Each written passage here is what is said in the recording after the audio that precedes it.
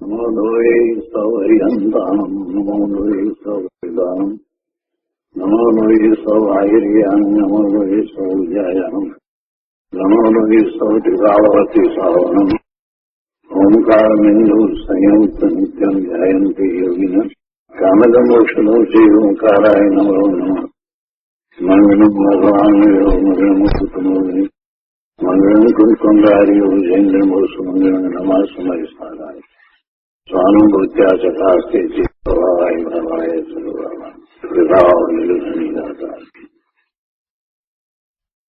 નિયમસાર ભગવાન કુંકુંદાચાર્ય રચિત નિયમસાર તથા મુનિવર પદ્મપ્રબલધારી દેવ રચિત તાત્પર્યવૃત્તિ ટીકા એનો સ્વાધ્યાય ચાલે છે.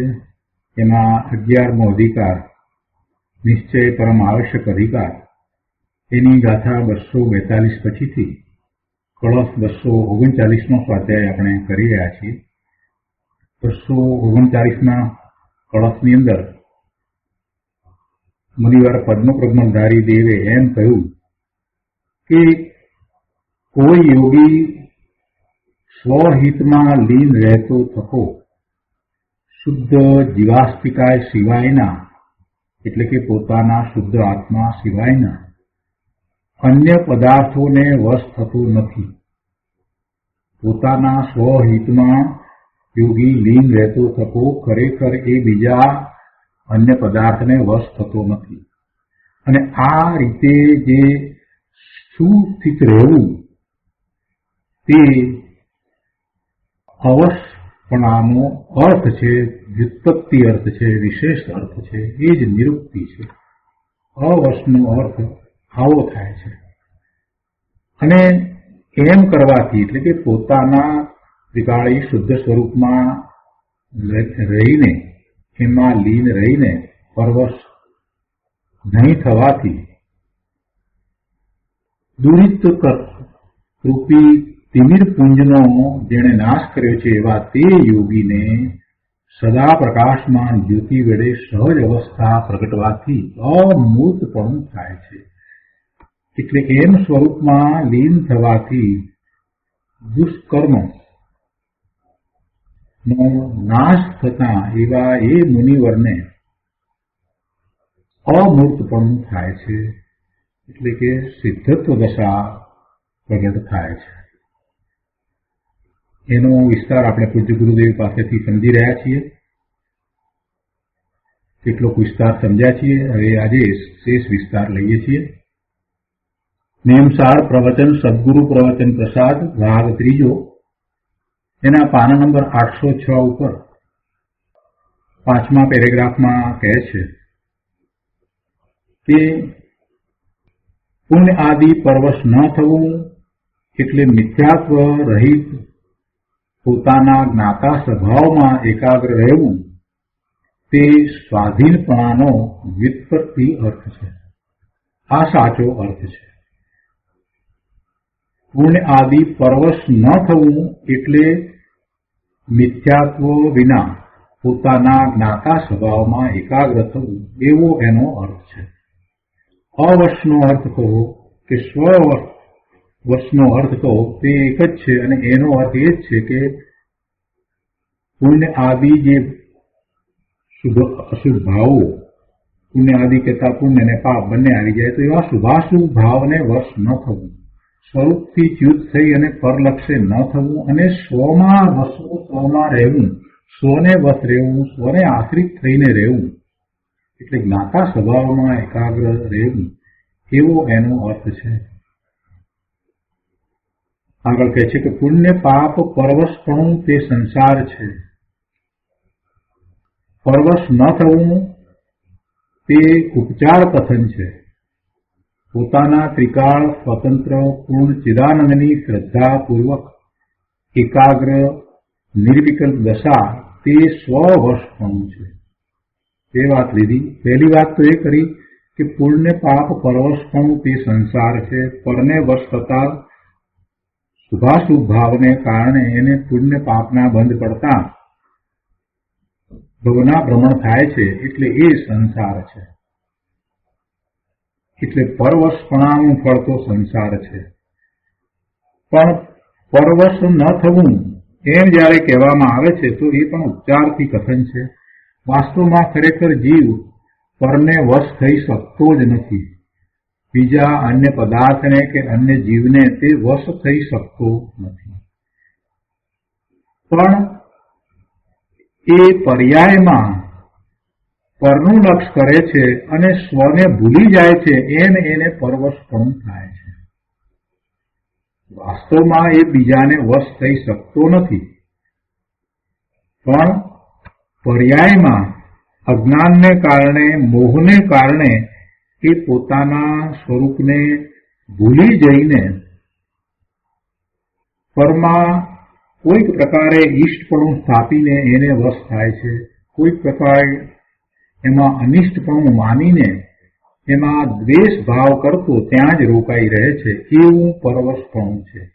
એટલે ખરેખર પરવશ ન થવું એમ જ્યારે કહેવામાં આવે તો એ તો ઉપચારથી કહેવું છે. વાસ્તવમાં તો કહેવાનો આશય એવો જ છે કે ભાઈ તું સ્વને છોડીને બહાર ન જા, સ્વને જ વશ રહે.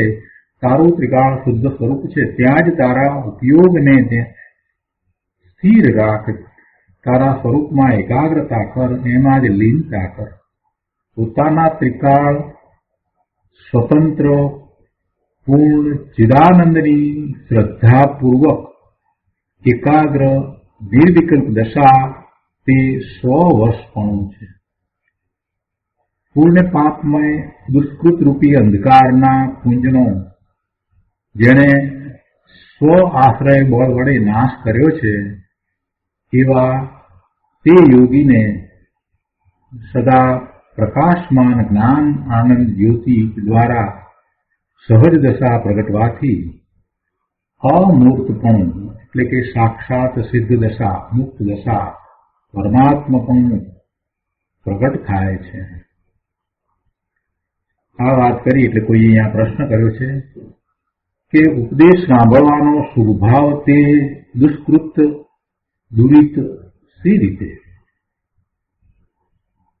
આ કળશના અર્થમાં એ વાત આવી ને, દુષ્કૃત દુરિત એવી વાત જે આવી, તો એના ઉપરથી આ પ્રશ્ન કરવામાં આવ્યો.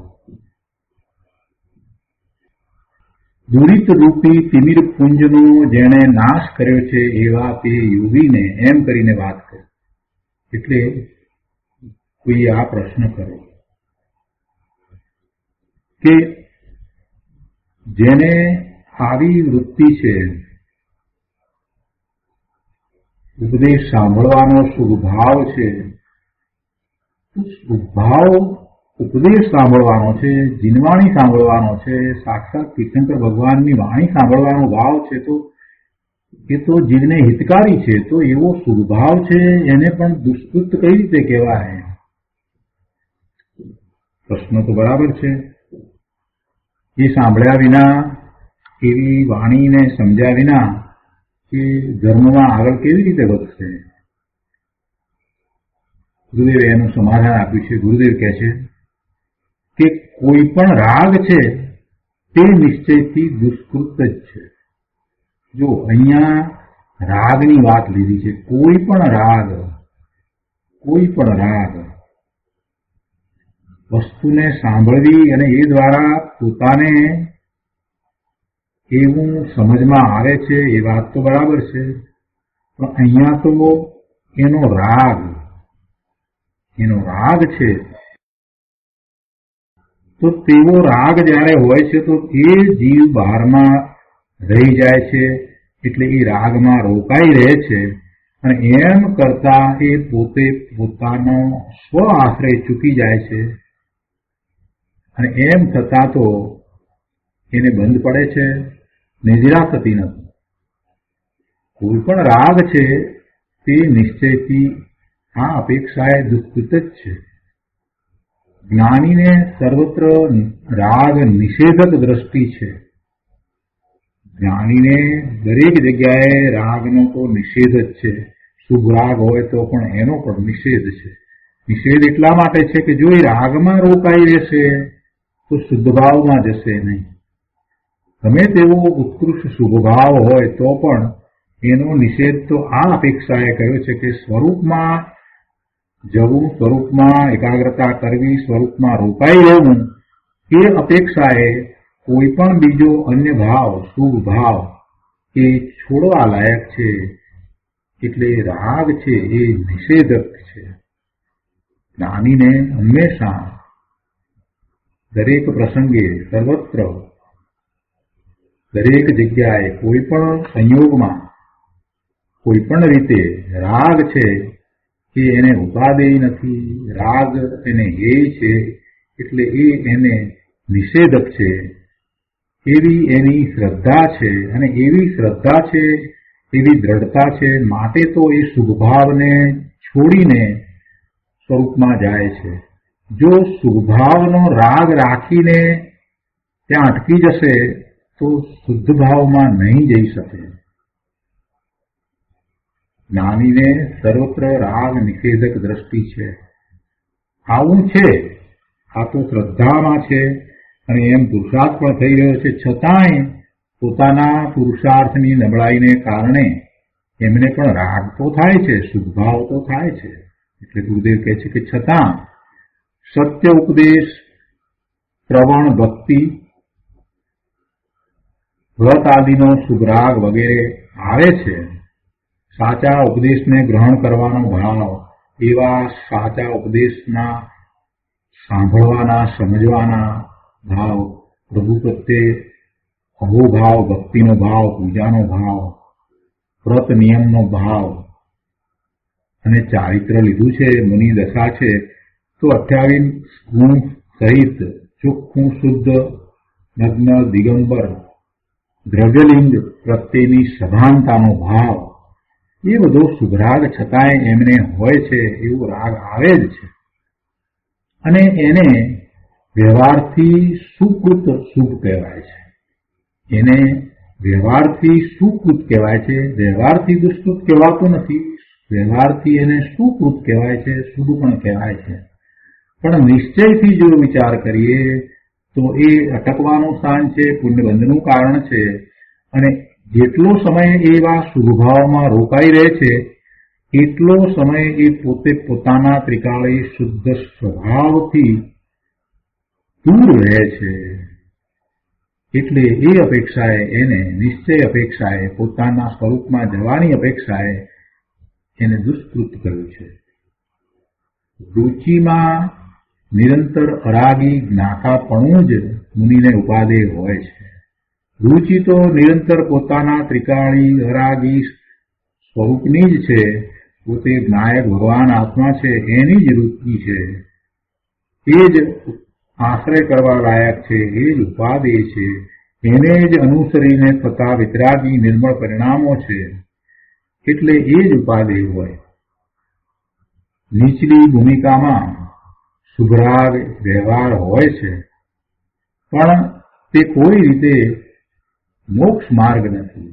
શુભરાગ આવ્યો તો ભલે આવ્યો, પણ એ મને હિતનું કારણ છે એવી બુદ્ધિ મુનિને હોતી નથી. શુભરાગ આવ્યો છે, એને એ જુએ છે, પોતાથી જુદો જુએ છે. પોતે ભગવાન આત્મા સિદ્ધ સમાન ત્રિકાળ શુદ્ધ છે. એનાથી આ જે શુભ ભાવ છે તે જુદો છે, ભાવ પોતાનો છે. પણ એવો ભાવ આવ્યો કે પોતાના પુરુષાર્થની એટલી નબળાઈ છે, એના સ્થાને પોતાને પોતાના સ્વરૂપમાં એકાગ્રતા રૂપ શુદ્ધ ભાવ હોવો જોઈતો હતો. એમ મુનિ હંમેશા માને છે અને એમનો જ પુરુષાર્થ કરે છે. એટલે આ જે શુભ ભાવ આવ્યો એવો વચમાં ભાવ આવે છે, પણ મુનિ એને ઈષ્ટ માનતા નથી. મુનિ એને મોક્ષનો માર્ગ માનતા નથી. મુનિ એને વિતરાગી પરિણામ માનતા નથી. મુનિ એને ઉપાદેય માનતા નથી. મુનિ એને આશ્રય કરવા લાયક માનતા નથી. એટલે એવો રાગ હોય છે, પણ એ બધો હેય બુદ્ધિ રાગ છે. એટલે કે એને છોડીને, ત્યાં અટક્યા વિના ત્યાંથી લક્ષ ખસેડીને સ્વરૂપમાં જવાનું છે. અને એમ જ મુનિ પુરુષાર્થ કરે છે. ફરી એક બીજો પ્રશ્ન કર્યો કે વ્યવહારથી, ઉપદેશથી લાભ નથી, તો પછી જ્ઞાની શ્રવણનો ભક્તિનો રાગ શા માટે કરે છે? વ્યવહારથી અને ઉપદેશથી લાભ નથી તો પછી જ્ઞાની શ્રવણનો કે ભક્તિનો રાગ શા માટે કરે છે? થોડો એ શાંત ચિત્તે વિચાર કરે તો એને પોતાને સમજાઈ જાય છે કે એ કરે છે અને થાય છે એ બે વાત જુદી છે. શ્રવણનો રાગ કરવો અને શ્રવણનો રાગ થવો એ બેમાં ફેર છે. સ્વરૂપને વિશે એકાગ્ર થઈ અને એમાં ને એમાં જ રહી જવું એ તો કરવા યોગ્ય જ છે. એ આવશ્યક કર્મ છે. એ જ એકમાત્ર જીવનું કર્તવ્ય છે. પણ એવું થઈ શકતું નથી. એમાંથી બહાર આવી જવું થાય છે કેમ કે હજી એટલી પોતાને પુરુષાર્થમાં ખામી છે એટલે બહાર આવી જવું થાય છે અને બહાર આવવું થાય છે માટે સુભરાગ આવી જાય છે. એટલે સુભરાગ કે એને કાંઈ કરવો છે એમ નથી પણ સુભરાગમાં એ આવી જાય છે. શુભરાગ કરવાની દ્રષ્ટિ નથી, શુભરાગ કરવાની વૃત્તિ નથી, શુભરાગમાં રોકાઈ રહેવાની કોઈ ઈચ્છા નથી. છતાંય શુદ્ધ ભાવમાં સ્વરૂપમાં એકાગ્રતા કરીને લાંબો સમય સુધી એ રોકાઈ શકતા નથી એટલે બહારમાં આવે છે તો શુભરાગ થઈ જાય છે. કરવો છે એમ બુદ્ધિ નથી, કરવો છે એવી દ્રષ્ટિ નથી, પણ એવું થઈ જાય છે. એટલે એવા જ્ઞાનીને પણ આવો ઉપદેશ સાંભળવાનો, શાસ્ત્રની રચનાનો કે શાસ્ત્રના વાંચનનો કે પ્રભુની વાણીનો કે પ્રભુ પ્રત્યેનો અહોભાવ, ભક્તિનો ભાવ, પૂજાનો ભાવ, આવા બધા શુભ ભાવ એમને પણ થાય છે. એ પોતે ઈચ્છાપૂર્વક એ કરે છે એમ નથી, એ થાય છે. જો આટલી વાતને સમજી લઈએ તો બધા સમાધાન પ્રાપ્ત થઈ જાય, ક્યાંય પ્રશ્ન ઉઠતો નથી. અને બીજી રીતે પણ વિચાર કરીએ કે થાય છે તો સારું છે કે અશુભમાં નથી જતા. શુદ્ધમાંથી બહાર નીકળીને એ અશુભમાં નથી જતા અને શુભમાં રોકાઈ રહે છે તો વાત બરાબર છે. પણ શુભમાં રોકાવાની વૃત્તિ નથી, શુભમાં રોકાવાની દ્રષ્ટિ નથી, શુભમાં રોકાઈ રહેવા માટે થઈને એ ઈચ્છતા નથી. જો શુભ સારું છે એવી દ્રષ્ટિ હોય, શુભ જે છે તે ઈષ્ટ છે, લાભદાયી છે, જો એવી દ્રષ્ટિ થાય તો શુભમાં રોકાવાની વૃત્તિ થાય. અને શુભમાં રોકાવાની વૃત્તિ જેને થઈ એ તો પોતે પોતાના શુદ્ધ સ્વભાવ ભાવનો તિરસ્કાર કરી રહ્યો છે. એટલે એમ તો એને હોય જ નહીં. આ વાત ગુરુદેવે બહુ ટૂંકમાં અહીંયા સરસ રીતે સમજાવી છે. પ્રશ્ન એવો કર્યો કે વ્યવહારથી ઉપદેશથી લાભ નથી તો પછી જ્ઞાની શ્રવણનો ભક્તિનો રાગ શા માટે કરે છે? ગુરુદેવ એનો ઉત્તર આપતા કહે છે કે રાગ હોય છે પણ તે કરવા જેવો છે એમ જ્ઞાની માનતા નથી. રાગ હોય છે, શુભાવ હોય છે, પણ તે કરવા જેવો છે એમ જ્ઞાની માનતા નથી. ગણધર દેવ પણ તીર્થંકર ભગવાન પાસે સાંભળે છે, પ્રભુની વાણી સાંભળે છે, જીનેશ્વર પરમેશ્વરની જીનવાણી કે ઓમકાર ધ્વનિને ગણધર દેવ પણ ખૂબ ભાવપૂર્વક શાંત ચિત્તથી સાંભળે છે. પૂરેપૂરા વિશ્વાસપૂર્વક એને સાંભળે છે, ગ્રહણ કરે છે. અને જેટલો એ પ્રત્યેનો રાગ છે તો એ રાગને એ દોષ માને છે. પોતાના ત્રિકાળી શુદ્ધ સ્વરૂપમાં એકાગ્રતા કરવી એને પોતાનું આવશ્યક કર્મ માને છે. શુભ રાગને ઉપચારથી, વ્યવહારથી સુકૃત કહેવામાં આવ્યું છે. એક અપેક્ષાએ એટલે કે વ્યવહાર અપેક્ષાએ એને સુકૃત પણ કહેવામાં આવ્યું છે. સર્વ અપેક્ષાએ એ દુષ્કૃત છે એમ નથી, વ્યવહાર અપેક્ષાએ એને સુકૃત પણ કહેવામાં આવ્યું છે. પણ કોને? કે જેને પોતાના ત્રિકાળી શુદ્ધ સ્વરૂપનું જ્ઞાન ભાન છે અને જેની દ્રષ્ટિમાં પોતાનું ત્રિકાળી શુદ્ધ સ્વરૂપ ઉપાદે છે, એને અશુભથી બચવા માટે પોતાનો પુરુષાર્થ હજી પૂર્ણપણે ખીલી ઉઠ્યો નથી, ત્યાં સુધી એવો એ શુભ ભાવ વ્યવહારથી સુકૃત છે. આગળ કહે છે, પુણ્યની રુચિ તે જ ઘોર સંસાર રૂપ અંધારું છે. બહુ સરસ વાત ગુરુદેવે કરી છે કે પુણ્યની રુચિ એને જ હોય છે કે જેને હજી ભવના ભ્રમણ કરવા છે, એટલે એને તો સંસાર જ વહાલો લાગે છે. એને તો દેવની ગતિ કે કોઈ મનુષ્યમાં એવી રાજાની કે એવી કોઈ ગતિ કરવી છે, એવું આયુષ્ય બાંધવું છે, એની જ એને તો જે રુચિ પડી છે એવો એનો તો અર્થ થયો. એને સિદ્ધ ગતિ ગમતી નથી, એને પોતાનું પૂર્ણ શુદ્ધ સ્વરૂપ છે એનો વિશ્વાસ આવ્યો નથી, એટલે એ શુદ્ધ ભાવનો વિચાર કરતો નથી અને પુણ્યની રુચિ કરે છે, શુભ ભાવની રુચિ કરે છે. એવી પુણ્યની રુચિ તે જ ઘોર સંસાર રૂપ અંધારું છે. જેમ ઘરમાં જુદી પડેલી વસ્તુ પણ અંધારામાં જુદી દેખાય નહીં, તેમ વિકારની રુચિ પર આશ્રય દ્રષ્ટિરૂપ અજ્ઞાનમાં સ્વ પરની ભિન્નતા અને સ્વ આશ્રય સ્વતંત્રતાનું ભાન થતું નથી.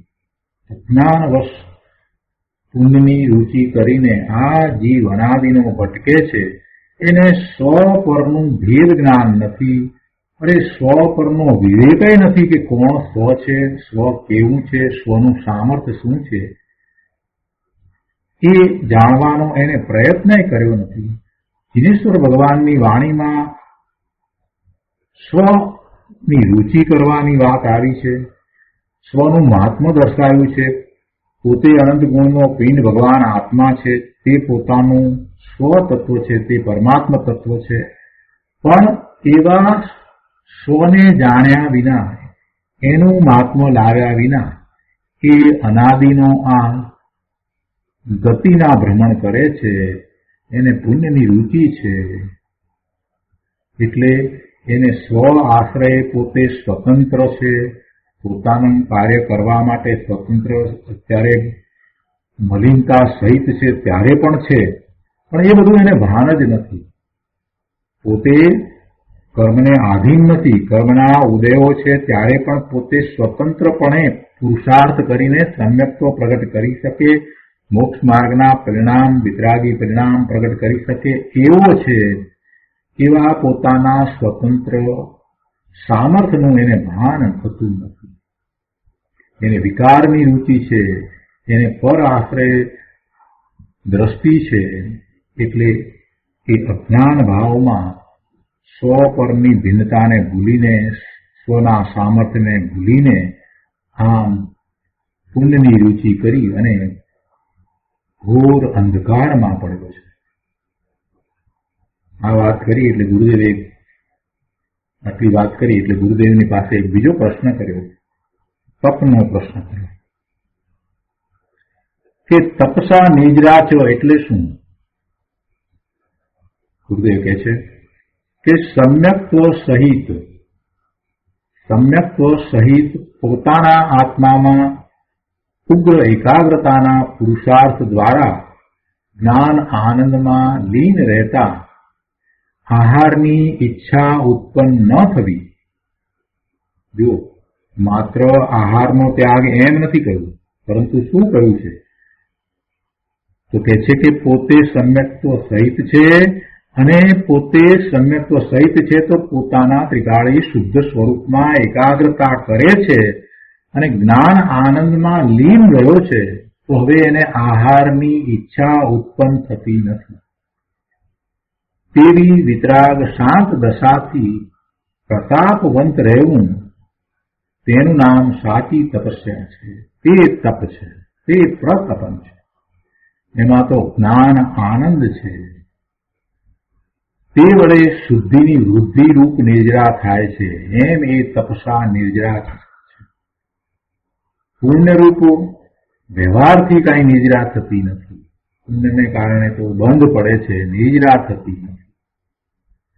એટલે પુણ્યની રુચિ કરવા જેવી નથી, પરંતુ બાહ્ય તપ કરે છે ત્યારે પણ એને તો સમજવાની જરૂર છે કે આ બાહ્ય તપ છે તે માત્ર બંધનું કારણ છે. પુણ્ય બંધ થાય છે, આ તપનું સાચું સ્વરૂપ નથી.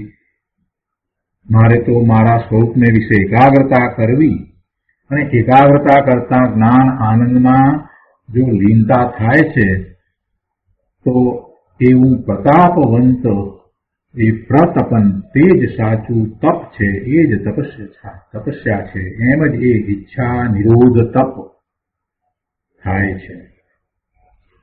આવા નિશ્ચયની પ્રાપ્તિ વિના દ્રવ્યલિંગધારી ગમે તેટલો તપ કરે તેને વ્યવહારથી પણ સુકૃત નથી. બહુ સરસ વાત કરી ગુરુદેવે કે નિશ્ચયની પ્રાપ્તિ વિના દ્રવ્યલિંગધારી ગમે તેટલો તપ કરે તેને વ્યવહારથી પણ સુકૃત નથી. જ્ઞાનીને જેટલા અંશે વિતરાગતા રૂપ તપ છે ત્યાં વ્રત આદિ શુભ વિકલ્પને વ્યવહાર વ્રત તપ કહેવાય છે. એટલે નિશ્ચયથી જેને આ તપ છે, નિશ્ચયથી જેને એવા વ્રત છે, સ્વરૂપમાં એકાગ્રતા રૂપ વ્રત તપ હોય છે, એને બાહ્યમાં આવા વ્રત તપ હોય તો એને એ વ્યવહાર વ્રત તપ કહેવાય છે, અને એ સુકૃત છે. પણ એની સમજ નથી, સમ્યક દર્શન નથી, અને માત્ર દેખાદેખીએ એ એવા તપ કરે છે તો એને સુકૃત નથી કહ્યું. એ માત્ર શુભભાવ છે, અને એવો શુભભાવ કેટલીક વખત તો અહંકારનું કારણ થાય છે, એને કારણે પાપનો બંધ પણ પડે છે. એટલે એને સુકૃત નથી કહ્યું. એ કહે છે કે જેણે પુણ્ય નિમિત્ત વ્યવહારમાં આત્માનું હિત માન્યું તેણે અરાગી અશરીરી મુક્ત આનંદ સિદ્ધપણું ઠીક માન્યું નથી. જેણે પુણ્ય નિમિત્ત અને વ્યવહારમાં પોતાનું હિત માન્યું, પોતાના આત્માનું હિત માન્યું, એણે અરાગી અશરીરી મુક્ત આનંદ સિદ્ધપણું ઠીક માન્યું નથી. સિદ્ધપણું પણ એણે ઠીક માન્યું નથી. જો સિદ્ધપણું એણે ઠીક માન્યું હોત તો એને પુણ્યની દ્રષ્ટિ કે નિમિત્તની દ્રષ્ટિ કે વ્યવહાર દ્વારા સ્વરૂપની પ્રાપ્તિ કે સુખની પ્રાપ્તિ એવી દ્રષ્ટિ હોત જ નહીં. એટલે એને બીજી રીતે કહીએ તો એ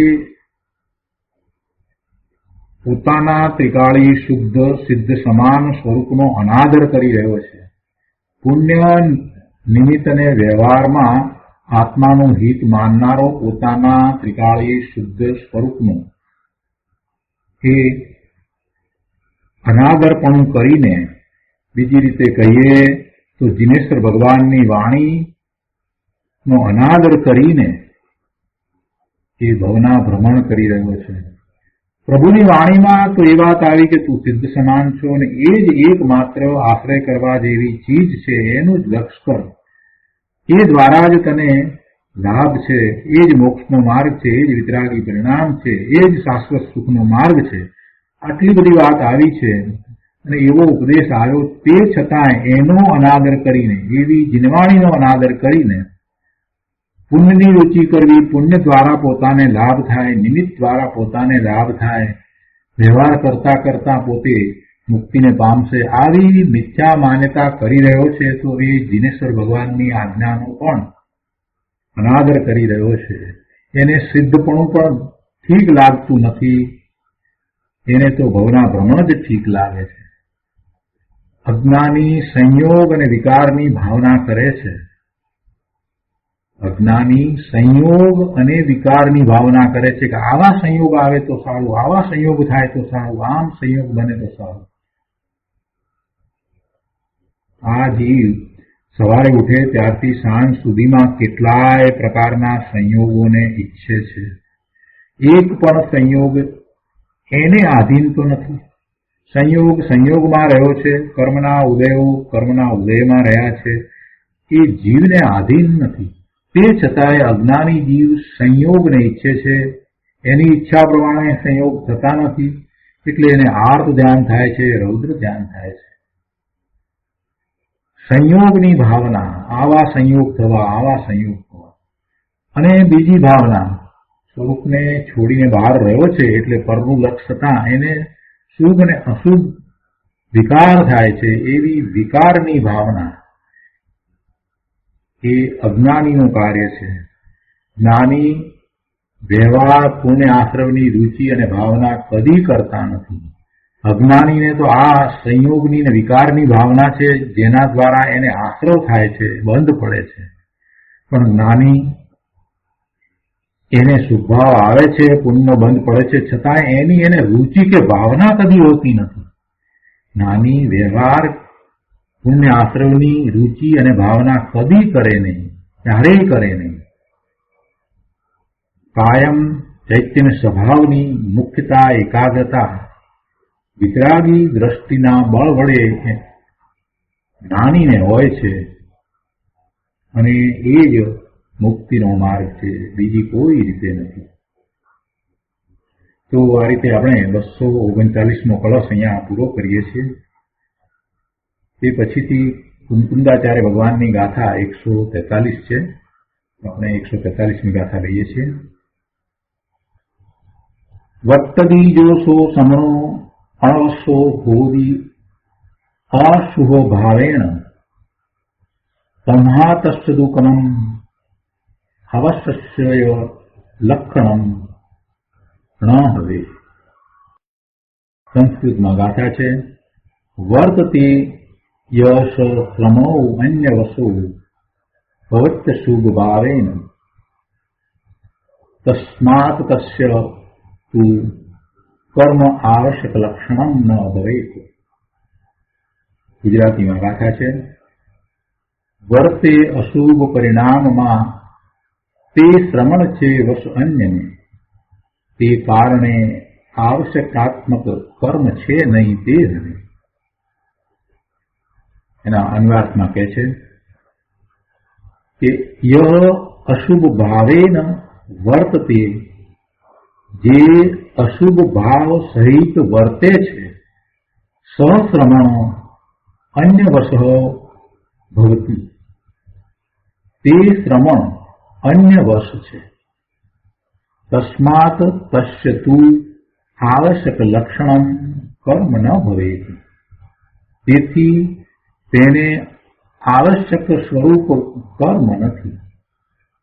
આવશ્યક લક્ષણમ કર્મ એટલે આવશ્યક સ્વરૂપ કર્મ, આવશ્યક રૂપ કાર્ય એને નથી. કોને નથી? કે જે અન્યને વશ છે તેને નથી. કોણ એવો છે? તો કહે છે કે જે અશુભ ભાવ સહિત વર્તે છે તે શ્રમણ અન્ય વશ છે, તેથી તેને આવશ્યક સ્વરૂપ કર્મ નથી. અગાઉની ગાથાની અંદર શું વાત હતી કે જે અન્યને વશ નથી અને સ્વને વશ છે, તો જે સ્વને વશ છે એને આવશ્યક કર્મ છે, એમ વાત હતી. અને અહીંયા જે અન્યને વશ છે તેને આવશ્યક કર્મ નથી. મુનિરાજ એની ટીકામાં કહે છે કે અહીં ભેદ ઉપચાર રત્નત્રય પરિણતિ વાળા જીવને અવશપણું નથી એમ કહ્યું છે. શું કહ્યું છે? ભેદ ઉપચાર રત્નત્રય પરિણતિ વાળા જીવને. અભેદ નિશ્ચય રત્નત્રય રૂપ પરિણતિ છે, એ તો વિતરાગી પરિણામ છે, એ તો મોક્ષ માર્ગ છે. પણ એ નથી. અને જેને ભેદ ઉપચાર રત્નત્રય પરિણતિ છે એવા જીવને અવશપણું નથી, એટલે કે પોતે સ્વવશ નથી.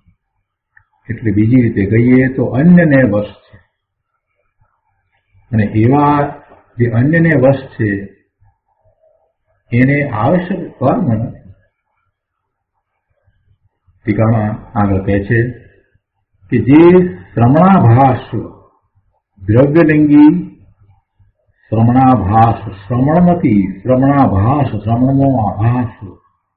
સાચા શ્રમણ નથી. સાચા શ્રમણ કોને કહીએ?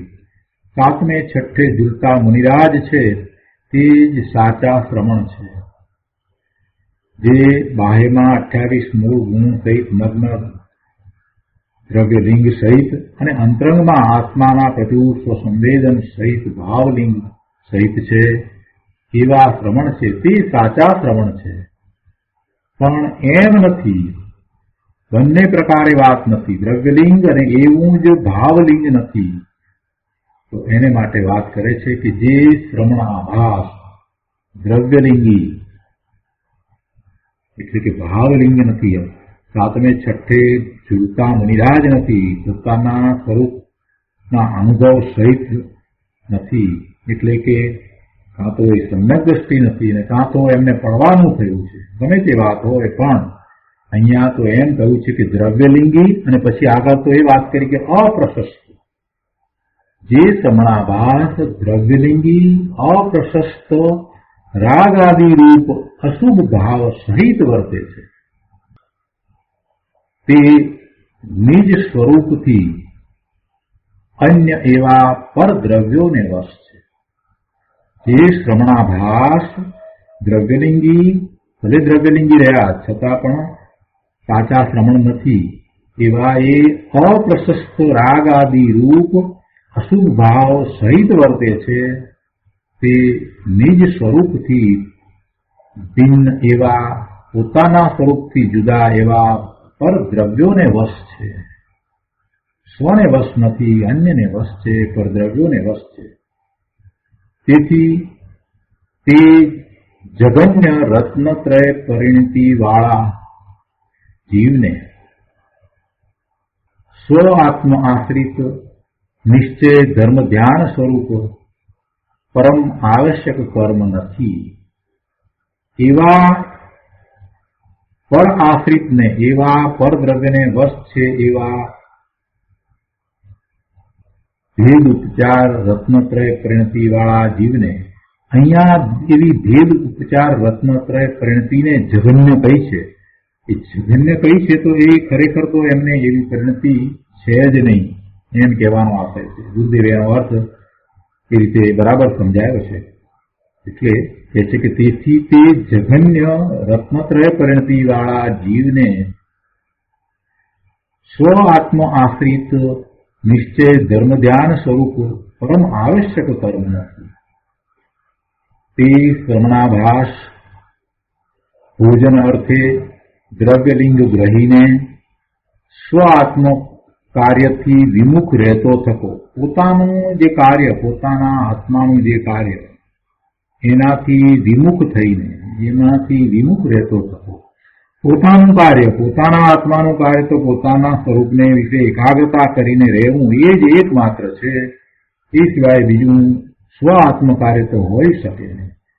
એ સ્વ કાર્ય છે, પોતાનું કાર્ય છે, પોતાના આત્માનું કાર્ય છે, પણ એનાથી તો એ વિમુખ છે. સ્વ આત્મ કાર્ય તો એ કરતો નથી, એને પરમ આવશ્યક કર્મ નથી, અને માત્ર એ રાગ સહિત અપ્રશસ્ત જેની ભાવના છે, એટલે કે અશુભ ભાવે વર્તી રહ્યો છે, એમ એ પરદ્રવ્ય વશ વર્તી રહ્યો છે, એવો શ્રમણાભાસ ભોજન અર્થે દ્રવ્યલિંગ ગ્રહીને સ્વ આત્મ કાર્યથી વિમુખ રહેતો થકો, પરમ તપસ્ચરણ આદિ પ્રત્યે પણ ઉદાસીન એટલે બેદરકાર રહીને જિનેન્દ્ર મંદિર અથવા તેનું ક્ષેત્ર, મકાન, ધન, ધાન્ય આદિ બધું અમારું છે એમ બુદ્ધિ કરે છે. ઘણી બધી વાત કરી દીધી એક સાથે કે એની દ્રષ્ટિમાં શું પડ્યું છે. એની દ્રષ્ટિમાં તો આવા વિકારી ભાવ પડ્યા છે, પરદ્રવ્યનો પરિગ્રહ અંદરમાં પડ્યો છે. આ જે મંદિર આદિ જે છે એ અમારું છે એવી અંદરમાં એની માન્યતા પડી છે.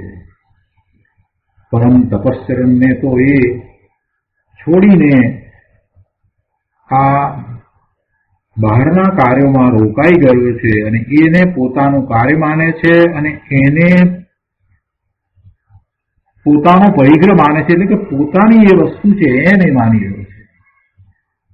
મંદિર આદિના કાર્યમાં રોકાઈ ગયો હોય અને તપશ્ચર્યાને તો ભૂલી ગયો હોય અને એ મંદિર આદિ જે બનાવે એને અમારું મંદિર એમ કહેતો હોય, એની અહીંયા વાત કરી છે. એની આગળ વાત એ કરી કે એ નગ્ન દિગંબર છે પણ એની વૃત્તિ ભોજન પ્રત્યે છે, એની વાત કરી. તો એવા જે પરવશ થયા છે એને તો આવશ્યક સ્વરૂપ કર્મ નથી. તો એનો વધુ વિસ્તાર અને પ્રયોજનભૂત વાત આપણે પૂજ્ય ગુરુદેવ પાસેથી સમજીએ. નિયમસાર પ્રવચન સદગુરુ પ્રવચન પ્રસાદ ભાગ 3, પાના નંબર 808, ગાથા 143ના અન્વયાર્થ પછીથી ગુરુદેવ સમજાવે છે કે જે અશુભ ભાવ સહિત વર્તે છે, જે અશુભ ભાવ સહિત વર્તે છે તે શ્રમણ અન્યવશ છે. ખરેખર તો તે શ્રમણ અહીંયા કયો છે, અશુભ ભાવ શ્રમણને ક્યારેક જ હોય, ભાગ્યે જ હોય છે, એટલે એ અપેક્ષાથી આ શ્રમણ કયો છે.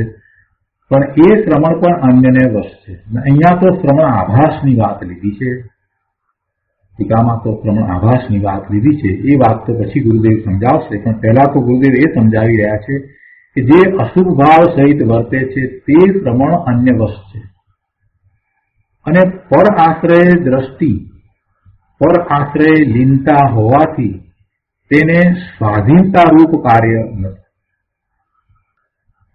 પરના આશ્રયની દ્રષ્ટિ છે, પર આશ્રયની લીનતા છે, તો એને સ્વને આધીન રૂપ કાર્ય નથી. સ્વને આધીન રૂપ કાર્ય તો પોતાનું ત્રિકાળી શુદ્ધ ભાવ, એને અનુસરીને થતા વિતરાગી પરિણામ, એવી એની દશા, એ એનું કાર્ય છે, એ આવશ્યક કાર્ય છે.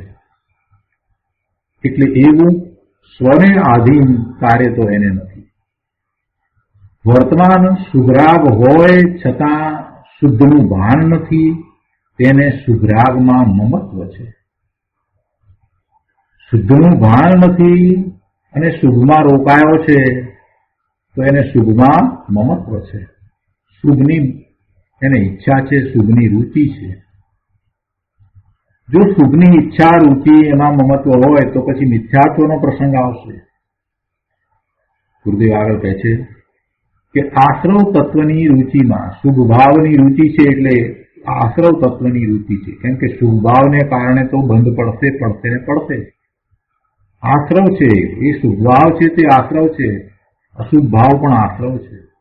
બંને આશ્રવ છે, શુભ અને અશુભ બંને આશ્રવ છે, જેને કારણે બંધ પડે જ છે. એવા એ આશ્રવ તત્વ છે. એ સંવર તત્વ નથી. સંવર તત્વ તો એને કહીએ કે જેને કારણે બંધ ન પડે. આ સંવર તત્વ નથી, આ આશ્રવ તત્વ છે, જેને કારણે બંધ પડે જ છે. તો એવા આશ્રવ તત્વની રુચિમાં પાપાનુબંધી પુણ્ય હોવાથી તે દ્રવ્યલિંગીને અશુભ સહિત મિથ્યા દ્રષ્ટિ કહેલ છે. શાંતિથી સમજવા જેવું છે. આશ્રવ તત્વની રુચિમાં પાપાનુબંધી પુણ્ય હોય છે. આશ્રવ તત્વની રુચિ નથી અને જો શુભભાવ કરે છે તો પુણ્યનો જે બંધ પડે એ પુણ્યાનુબંધી પુણ્યનો બંધ હોય. શુભની રુચિ હોવી, એમ રુચિ હોવી કે આવા શુભ પરિણામ દ્વારા મારી ગતિ સારી થશે અને એવા શુભ પરિણામ કરે છે તો એનો અર્થ છે કે એને શુભની રુચિ છે. આવા શુભ પરિણામ દયાદાન વ્રતના પરિણામ એ મને હિતકારી છે એમ સમજીને એ એવા દયાદાન વ્રતના ભાવ કરે છે તો એને પુણ્યનો બંધ તો પડે છે, પણ એની રુચિ શુભભાવની છે, એટલે કે આશ્રવ તત્વની રુચિ છે. અને આવી આશ્રવ તત્વની રુચિ પૂર્વક એ ભલે શુભભાવ કરે અને એને પુણ્યનો બંધ પડે પણ એ પુણ્યનો બંધ એ પાપાનુબંધી પુણ્ય છે.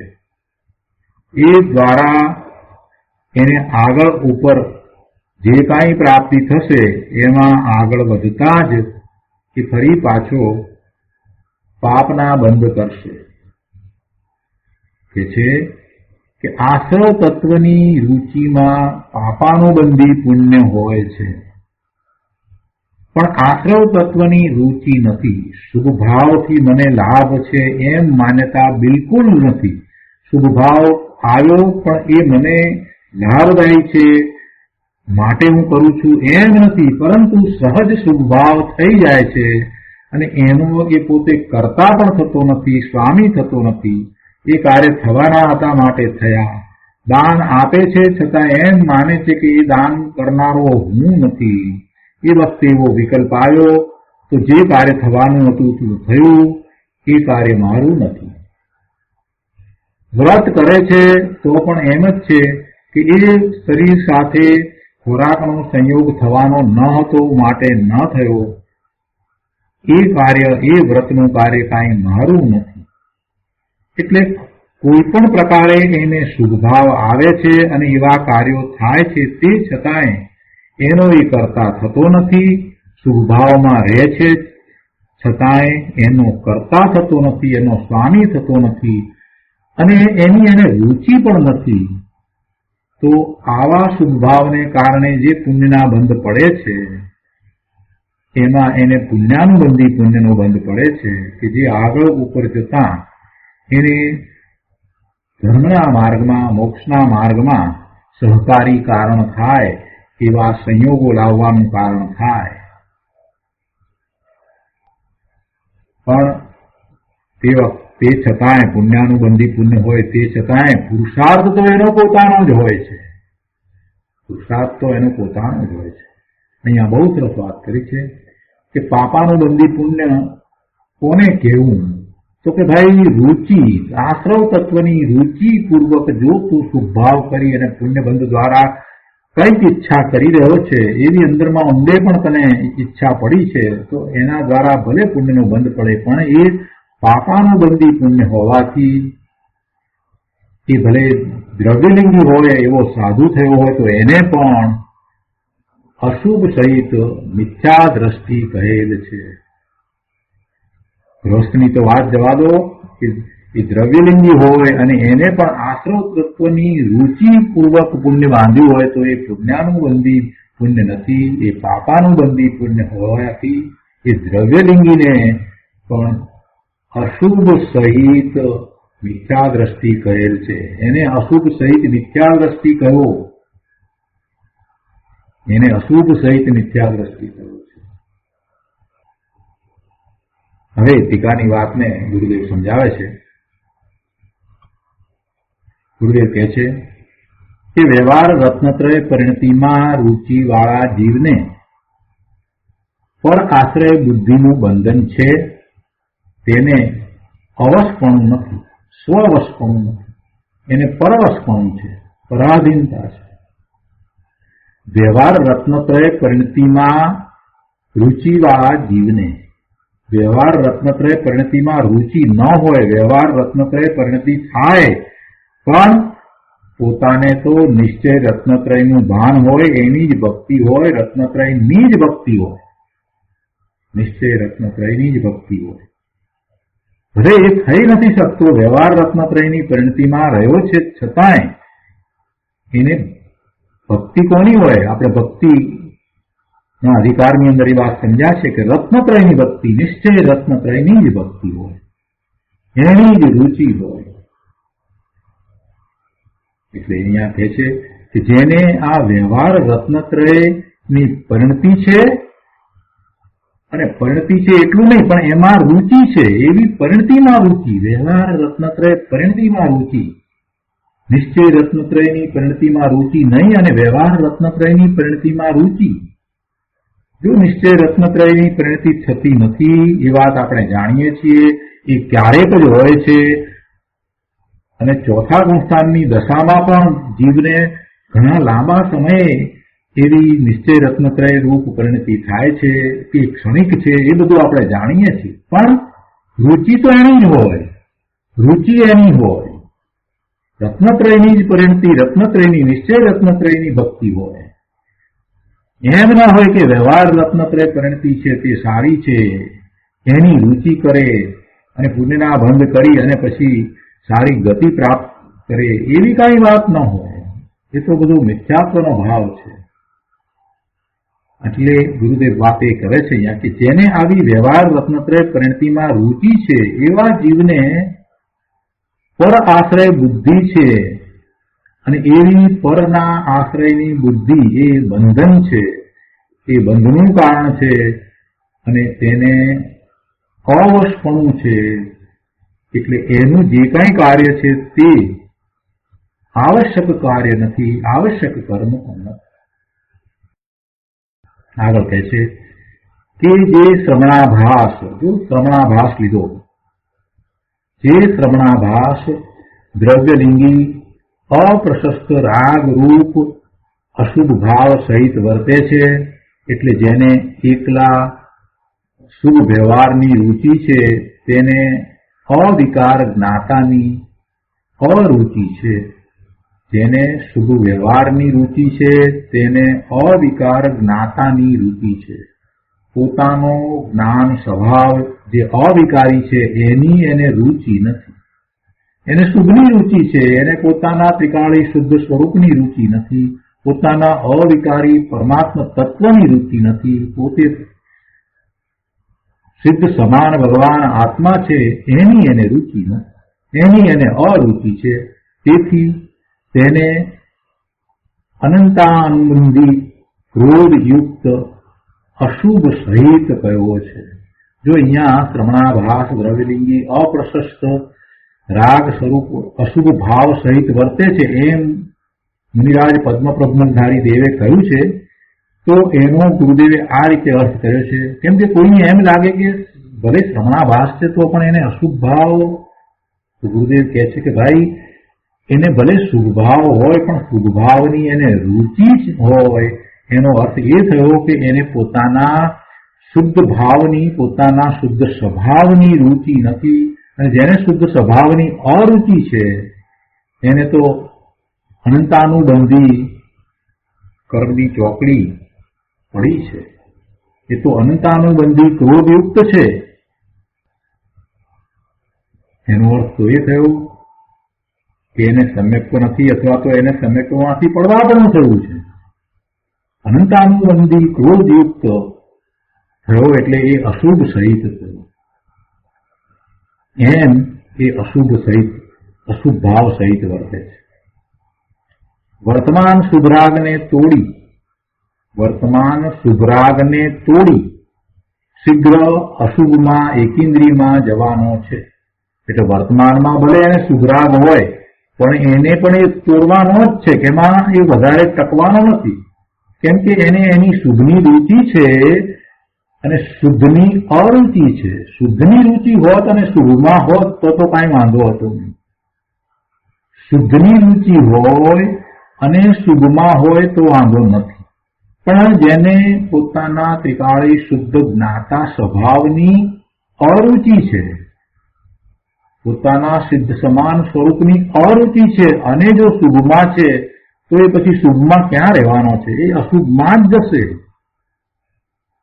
વર્તમાન શુભરાગને તોડી શીઘ્ર અશુભમાં એકેન્દ્રીયમાં જવાનો છે, કેમ કે પरमा કર્તૃત્વ મમત્વ રહિત એકલા ચૈતન્ય જ્ઞાતા સ્વરૂપથી અન્ય એવા પર પદાર્થને તે વશ છે। પોતાનું ત્રિકાળી ચૈતન્ય જ્ઞાન સ્વરૂપ છે એનાથી જુદા એ પર પદાર્થને વશ થયો થકો એ શુભભાવમાં વર્તી રહ્યો છે અને એને પોતાના જ્ઞાતા સ્વભાવની અરુચિ છે। એટલે ભલે વર્તમાનમાં એ શુભરાગમાં હોય પણ એ શુભરાગને તોડીને એ અશુભમાં જશે અને અશુભમાં જતા પછી છેવટે એ નીચે પડતા પડતા છેક એકેન્દ્રિય સુધી પહોંચી જશે। તેથી તે જઘન્ય રત્નત્રય પરિણતિવાળા જીવને સ્વ આત્મા આશ્રિત નિશ્ચય ધર્મ ધ્યાન રૂપ પરમ આવશ્યક કર્મ નથી। તેથી તે જગન્ય, અહીંયા જગન્ય એટલે અહીંયા સ્થૂળ વ્યવહારાભાસ કયો છે. એવા રત્નત્રય પરિણતિવાળા જીવને સ્વ આત્મ આશ્રિત નિશ્ચય ધર્મ ધ્યાન રૂપ પરમ આવશ્યક કર્મ નથી. આગળ કહે છે કે સમયસારના આશ્રવ અધિકારમાં જગન્ય રત્નત્રય એ પર્યાય એવી દશા. જગન્ય રત્નત્રય જ્ઞાનીને કહેલ છે, એવી પર્યાય જ્ઞાનીને કહેલ છે. ત્યાં જે વાત કરી છે એ જુદી અપેક્ષાથી વાત છે. સમયસારના આશ્રવ અધિકારની અંદર જગન્ય રત્નત્રય પર્યાય એ જ્ઞાનીને કહેલ છે. અહીં વ્યવહાર માત્રમાં લીન મિથ્યા દ્રષ્ટિને જગન્ય અર્થાંત તુચ્છ પરિણતિ વાળો કહેલ છે. એટલે અહીંયા જે વાત છે આખી જુદી છે. સમયસારની અંદર જે આશ્રવ અધિકારમાં જગન્ય રત્નત્રય એવી જે પર્યાય એ જ્ઞાનીને પણ એમ હોય છે, એ જે વાત કરી છે જુદી વાત છે, જુદી અપેક્ષાથી વાત છે. અને અહીંયા જે આ વાત કરી છે જગન્ય, તો એ જગન્યનો અર્થ અહીંયા આ રીતે લીધો છે કે વ્યવહાર રત્નત્રયમાં લીન, વ્યવહાર રત્નત્રયની પરિણતિની રુચિ, વ્યવહાર રત્નત્રયની પરિણતિમાં તો છે જ, પણ એની પણ પાછી એને રુચિ છે અને પોતાના ત્રિકાળી ભાવની અરુચિ છે. એટલે એ તો મિથ્યા દ્રષ્ટિ થયો. એટલે અહીંયા વ્યવહાર રત્નત્રયમાં લીન મિથ્યા દ્રષ્ટિને જગન્ય અર્થાત તુચ્છ પરિણતિ વાળો કહેલ છે. અહીં શૈલી એવી છે કે એકલા વ્યવહાર રત્નત્રયનો જેને આશ્રય છે, એકલા વ્યવહાર રત્નત્રયનો જેને આશ્રય છે એની જ માત્ર વૃત્તિ છે. તે વ્યવહારથી શુભ સહિત હોવા છતાં નિશ્ચયથી તો તે અશુભ સહિત જ છે. કેમ કે શુદ્ધ અસંગ અતિન્દ્રિય સુખ સ્વરૂપ છું એવું તેને ભાન નથી. પોતે શુદ્ધ છે, પોતે અસંગ છે, પોતે અતિન્દ્રિય સુખની પ્રાપ્તિ કરવા વાળો છે એવું એને ભાન નથી. અને એવા પોતાના શુદ્ધ અસંગ અતિન્દ્રિય સુખ સ્વરૂપ ભગવાન આત્માની રુચિ પણ નથી. એટલે એ ભલે શુભ ભાવ કરતો હોય પણ નિશ્ચયથી તો તે અશુભ સહિત જ છે, એ અશુભમાં જ જવાનો છે. શુદ્ધની રુચિપૂર્વક શુભ ભાવ હોવો એ જુદી વાત છે, અને શુદ્ધની રુચિ જ ન હોય અને માત્ર શુભ ભાવ હોય એ જીવ તો છેવટે એકેન્દ્રિયમાં જવાનો છે. એને તો પોતાના શુદ્ધ અસંગ અતિન્દ્રિય સુખ સ્વરૂપનું ભાન પણ નથી અને તે વ્યવહારમાં ધર્મ માને છે.